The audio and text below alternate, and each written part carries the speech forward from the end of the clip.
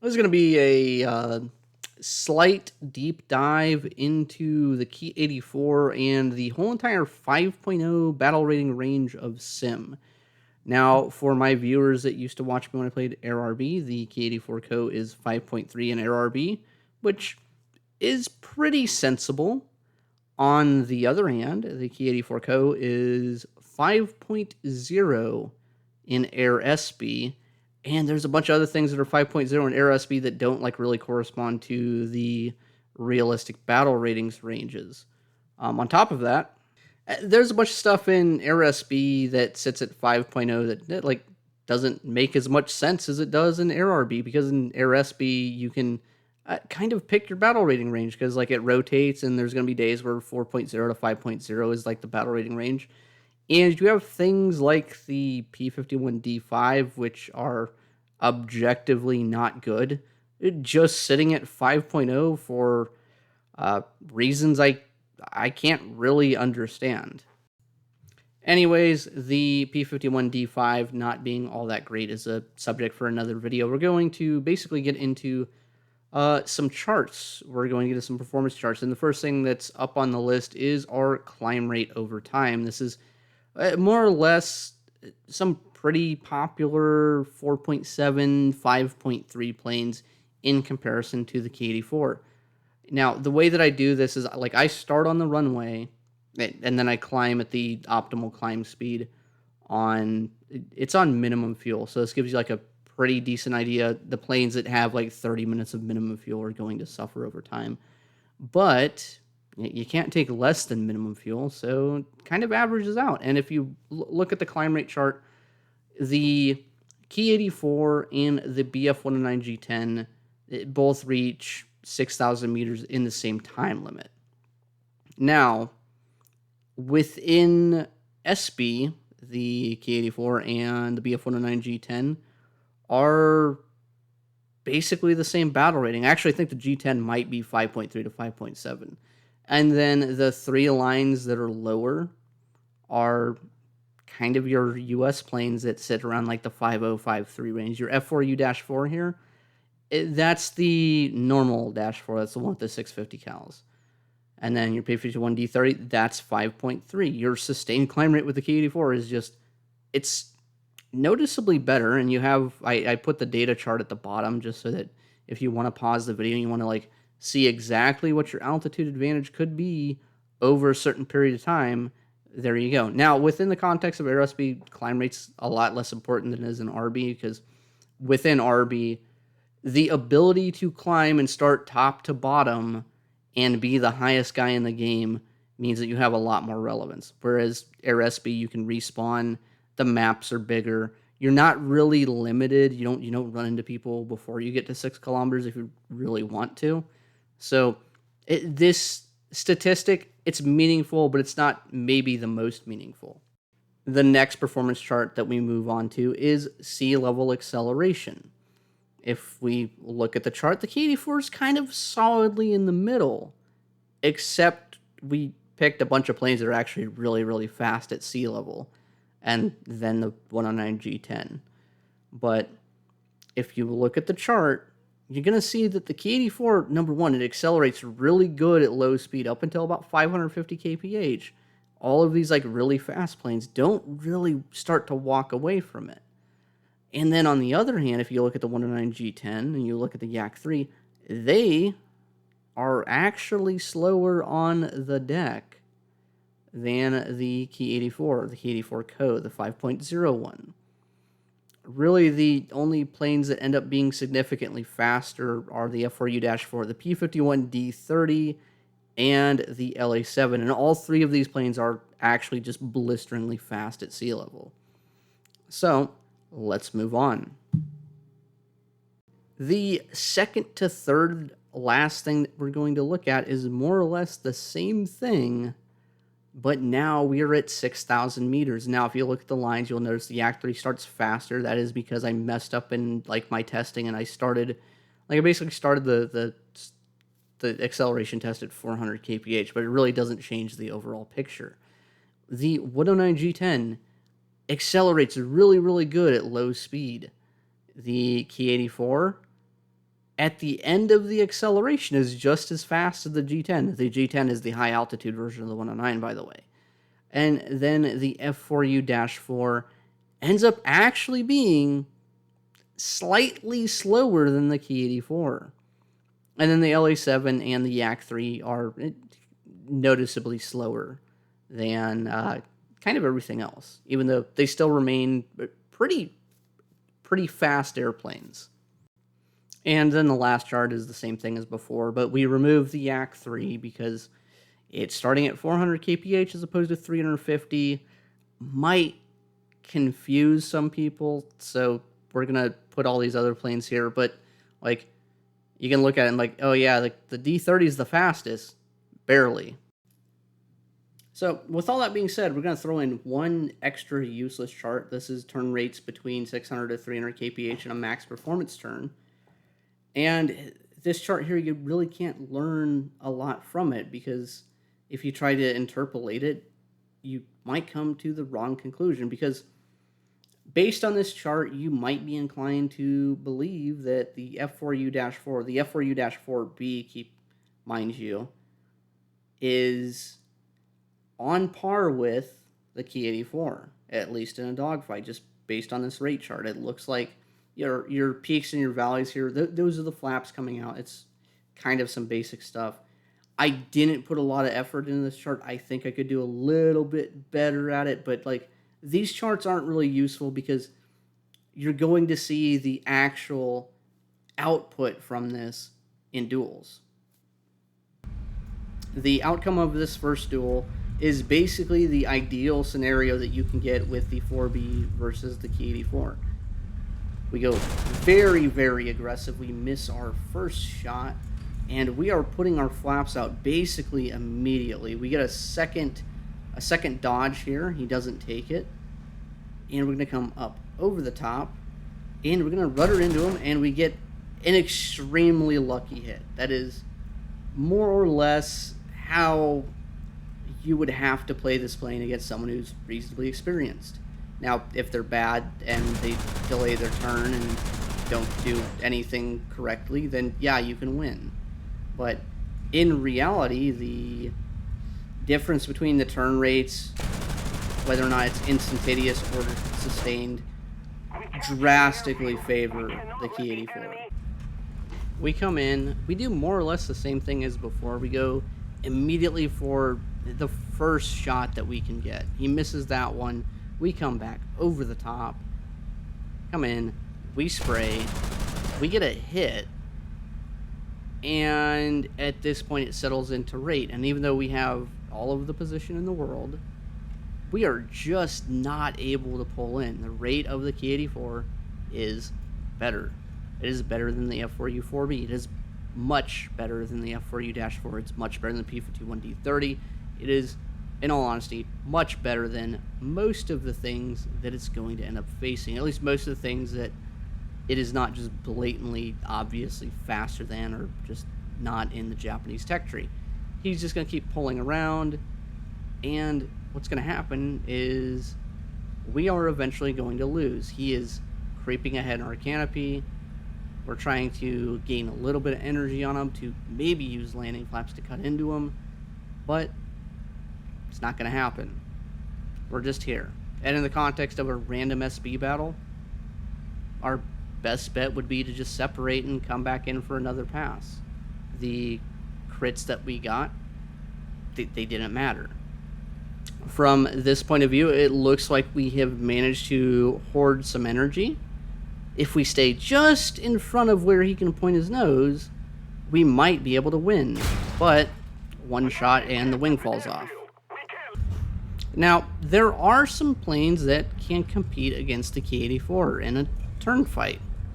One of those planes is the Yak-3U, but we're going to just showcase how much of a higher bridge it is to get to the point where the Yak-3U can actually win. The Yak-3U has a better sustained turn rate by not a lot. If anything, it's entirely arguable. And I have just sped up the game so we can watch a passive trajectory and get it over with very quickly. The only thing you can do in the Yak-3U is if he doesn't make any major mistakes, you hold lag pursuit, you gain position very, very slowly, run him out of energy, bait him into attacks, and just hold lag. Eventually, we are going to win. Eventually. This is like actually minutes and minutes of just looping. And after about 3 or 4 minutes of consecutive looping and gaining position really slowly and having bad aim, we can eventually win. This isn't a really, really good 6.0 plane. The Yak-3U is like actually busted too. But let's look at this from the other side. What happens when a Ki-84 is super aggressive against a Yak-3U? It's not necessarily... I didn't really spend a lot of time on mocking up all these duels completely, because like the Ki-84 is just the Ki-84 is just good, and I'm going to show that later in the video. In about basically 3 turns, we go aggressive on the flaps, then we win. Now, what happens when this 5.0 plane faces a 4.0 plane like the BF-104, one of the better maneuvering 109s? That's what happens. It's dead. Okay, maybe we'll go a little bit longer this time. Maybe we'll do a little bit better trajectorying. Okay, we got some good position here. We can work with this. If we fall in a little bit quicker, maybe we get one shot. We have all the position in the world here. And just like that, we are completely losing it. We cannot keep up in position. We cannot keep up in rate. If he holds lag for long enough, we are just going to lose. Now, keep in mind, in random SB battles, the Ki-84 climbs better, turns better, and is significantly faster. The Ki-84 tops out around 570, I want to say, on the deck. This thing tops out around 530 that it can sustain. So Ki-84 is faster. It's faster at literally every single altitude. And within, what, 2 minutes, we're just losing. We're not going to win. Like, there is almost literally nothing we can do outside of just hoping that the other guy is complete dog shit. The only actual consistent exception to this rule is when you're dogfighting something like the Spitfire LF Mark 9, which the LF Mark 9 is a performance monster. It also has an incredibly touchy flight model. It is very difficult to fly to its max performance, at least at all times. Usually when you fight Spitfire pilots in random battles, they are very prone to wing stalling. They're very prone to getting greedy. And if they're not completely focused on managing their plane, they make a mistake, and then it's for you to win. But max performance-wise, Spitfire LF9 is better in the dogfight. On the other hand, the Ki-84 is, well, it's faster. So it has a reasonable expectation to not end up in a situation like this, where it merges at an equal energy state and position. But, yes, definitely, in the long run, the Spitfire LF9 in a 1 versus 1, it is better. But that's, realistically, that's the only non-Japanese plane that I have found that is consistently better. The Yak-3U is arguably better. It's also 6.0, and it also takes a long time to actually do the trajectory to win. But there it is. Now, the only reason I spent so much time talking about the dogfighting capability of this plane is because it has the performance necessary in order to effectively force a lot of its opposition to get into dogfights with it, and dogfights against this thing are completely unfavorable. The performance also makes a lot of these matchups very unfavorable. In this case, we got above a P-51, and we're just going to come down, and this plane is incredibly docile. It is hard to overstate how easy it is to handle this thing. In any kind of fight, as soon as you get the combat flaps out, you're big chillin'. You're doing the max performance turn. You're doing everything you're supposed to. You just hold the stick back, and that's how you win. But even at high speeds, even at medium speeds, there's really no major drawbacks to the way this plane flies, and that means that really all of your attention is basically focused to outside of the cockpit. You're focused on looking around. You're focused on Basically just pointing your nose at people, and then you just fly in and you kill them. And the guns are, after the real shatter fix, they're incredibly strong. The downside of traditionally of having kind of mediocre 20mm cannons that really no longer applies to this thing. There's really no reason to fly the 5.7 or 6.3 ones that have better guns when these are perfectly adequate. The Japanese 20mm are, at least in the double configuration, are more effective than Hispanos just because of the way the rounds are structured. Hispanos have like a 50% chance of just having a round that like isn't really going to do any damage. And right now we're just going to come in behind this plane. I'm looking at the preview. I think this might be... Can't really tell what it is yet. I think it's a Spitfire though. Yeah, it's a Spitfire. And if they don't see us, it's real quick. We're big chillin'.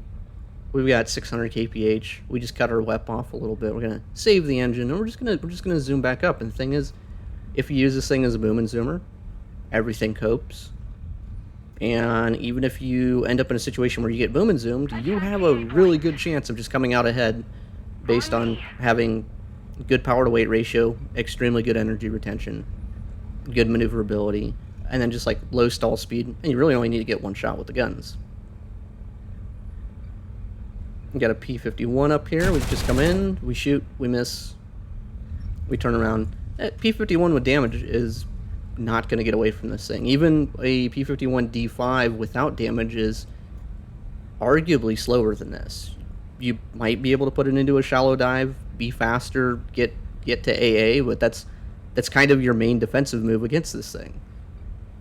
If you're in a 109, you cope. If you're in a P-51 D30, you got a chance. You got a fighting chance in the D30. D5 though, any kind of damage, yeah, it's not going to happen. We're already catching up to this guy. Someone's going to be like, no, it's a D20, it's the Israeli one, it's different. It's like, no, it's just basically the same plane. It runs the same manifold pressure, same top speed, same acceleration. We caught up to him. We forced him to turn. He was forced to go defensive. And he's dead. That's the fourth kill. And we are moving away at 600 kilometers per hour on the deck, this is one of the few Japanese planes that is capable of doing 600 kph at sea level. Or I think technically, if you want to be really technical, I think it's like 595 kph, which is faster than a Yak 3 on the deck, or at least faster than any of the 4.7 Yak variants. The 6.0 Yak 3U is faster, but that's kind of like the exception. That's the one plane that's actually like really, really good. This guy here didn't see us, went vertical, he dies. And that's kind of what this plane does, is it forces everyone around it to fight in a very specific way, because if you let your guard down for even a second, this thing closes the distance, and then it just kills you. Even with damage, like, we have some damage here. This P-38, he has to disengage. Even with double black wing roots, damaged engine, he disengages, he runs towards the AA, and we get massively damaged. Just massive damage. But we survive. We make it all the way back across the map, and we're big chillin' again. Like, prop hits the ground, but look at how much damage the plane has. Like, that happened on their side of the map, and it's still able to limp back. It's like one of the nice things about the plane is like the radial engine is a lot less susceptible to damage, especially from things like water leaks, as you know, it just doesn't have water. And here we go again. This is, I think this is an MB5. This is an MB5. This is another one of those planes that is very good for the BR, but you commit to the wrong fight, you commit to the fight at the wrong time, and you just die. Now, if he was playing this more correctly, he'd just be hitting and running, but because he came in with a good position on a guy, he thought that he could maybe stick the fight for just long enough to get the kill. But we're here. It's not going to happen. He's dead. That's 6 kills. Keep in mind, I don't even think this is the lowest BR that this thing goes. I think this is a 4.3 to 5.3 day. This thing goes all the way down to 5.0 all by itself on a good portion of days. Anyways, we're gonna come up here. We're gonna do a little bit of formation flying because we're that confident. There's really nothing to this plane. There's nothing to really learn. If you are in the plane and you point the nose towards people, congratulations, you are doing 98% of it right. But we're looking at the PE-8. We're going to look at the cover calls in a little bit, and we're just going to turn in and go kill the next guy. It really is just that easy. The reason this plane is so popular is there is no learning curve to it. It's just that good. There are other planes that fit this kind of definition. The Ki-81, I think, is one that's in a similar boat, but I think the Ki-61 has some performance disadvantages against a good portion of its peers that, like, it's at least exploitable. Here we go. We look for the cover call. Like, oh, it's to our right. It's down, and we're just going to dive in. And we're just going to start looking for the guy because we look at the cover call, we look at the altitude, and we're like, oh, this guy's down low. Being below this thing is, for most intents and purposes, a death sentence. If it closes in on you, you die. If you commit to the wrong fight against something that's faster than you, even though you're more maneuverable than it, and this thing is even remotely nearby, you die. And it's because this thing is so overpowered that a lot of people play almost only Ki-84. We're just looking around. We're trying to find this guy. We're looking for wingtip vortices or just some kind of target indicator. Usually getting below. It's a little bit easier for me to search up than it is to search down. We find our P-51. He's doing the right thing. He is booming zooming an A7M, but he didn't hit his shots. A7M just had to go defensive for a minute or two. He's trying to zoom away. As far as he's tracking, he has more energy than everything else. He doesn't realize I came in from above him. And there we go. He's dead. He's dead. There's nothing he can do. It means that everything else that plays around this has to have like superhuman situational awareness. And this thing, on the other hand, you just don't really have to do anything. We got another target here, and keep in mind this is all the same game. This is all the same game. It is cut, so you're not seeing like a bunch of flying around looking for targets. It's just cut. XP-50. The XP-50 is one of those planes that's going to struggle against this thing. It's 4.0. It has really strong performance for 4.0. It's probably faster at 7,000 meters because of the turbocharger, but at all practical altitudes, it's slower, turns worse, and just does everything worse. There's one of those planes that, with the Ki-84, you close the distance, and then he dies.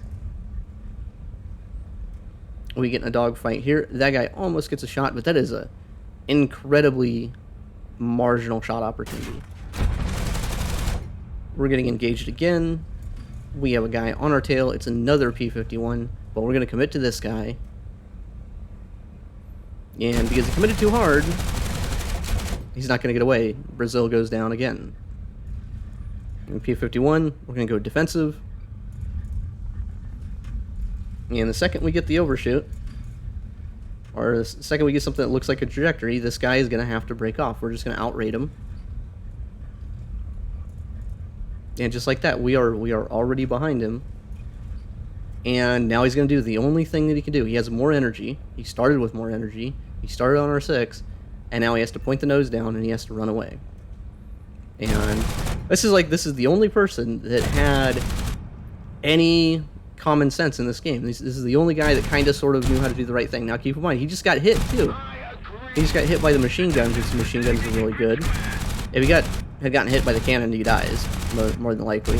And like when these guys are running away, if you spray them, you can usually cause enough damage that their top speed actually degrades enough. And we skip further ahead in the game. This guy gets close enough to his AA source, I turn around and just kind of climb away, because you have the climb rate. So when you do break off, you leave the guy alone, and then you climb above him, and then he can't really attack you, or he has to go climb to 9,000 meters to come in and actually do anything. This XP-50, he shoots in the head-on. Our engine is gone right away.